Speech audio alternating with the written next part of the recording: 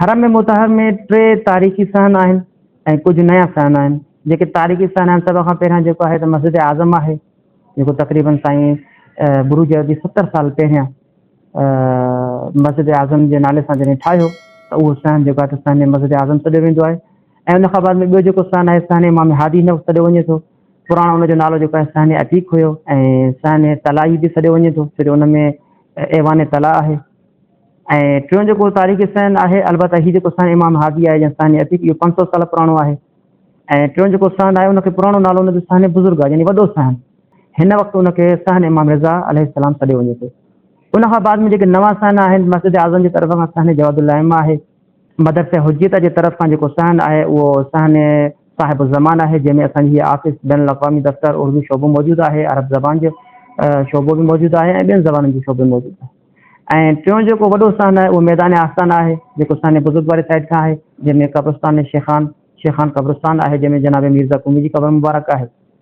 उन खां अलावा जेको नओं स्थान ख़याबान इरम वारी तरफ़ खां ठहियो आहे, उनजो नालो स्थान फ़ातिमी पहिरियां रखियो वियो ऐं हाणे स्थान पैगम्बर आज़म बि सॾियो वञे थो। बहरहाल ॿई नाला जेके आहिनि उहे इस्तेमालु थियनि था इन स्थान जे लाइ। ऐं आख़िर में जेको अहम पैगाम सादात होम टीवी जे ज़रिए सां तमामु मोमिनीन जे लाइ उहो इहो आहे त जॾहिं बि तव्हां हिते अचो त हिन दफ़्तर में ज़रूरु अचो, ताकी साइण जे मुतालिक़ तव्हांखे आगाही ऐं अवेयरनेस ॾिनी वञे ऐं जेका मालूमात आहे, जीअं हुकुम आहे रिवायत में त मार्फत सां ज़ियारत कई वञे, उहो जेको आहे तव्हांजी ॾाढो बयानु कयो वञे। मुख़्तलिफ़ औक़ात में हिते मुख़्तलिफ़ बुधवार मौजूदु हूंदा आहिनि ऐं जॾहिं बि तव्हां अचो त सहने साहिब ज़मान में वाक़ई बैनुल अक़वामी दफ़्तर उर्दू शोबे में ज़रूरु अचो। उन खां बाद में अहम जेको पैगाम आहे सादात जे लाइ ऐं तमामु मोमिन जे लाइ, हिन वक़्तु असांखे अज़ादारी सां गॾु हदफ़ इमाम हुसैन सम्झण जी इलाही ज़रूरत आहे।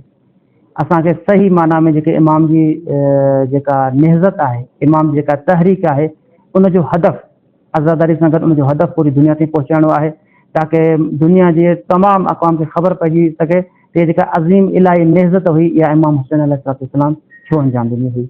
अल्लाह साईं जी बारगाह में दुआ आहियूं त अल्लाह साईं तमामु सादात खे, तमामु मोमिन मोमिनात खे पंहिंजे हिफ़्ज़-ओ-मान में रखे ऐं इंशा अल्लाह ही गुफ़्तगू ऐं ही सिलसिलो हिकु क़दम थिए मौला इमाम ज़माना जे ज़ुहूर जे तरफ़। आमीन या रब्बल आलमीन।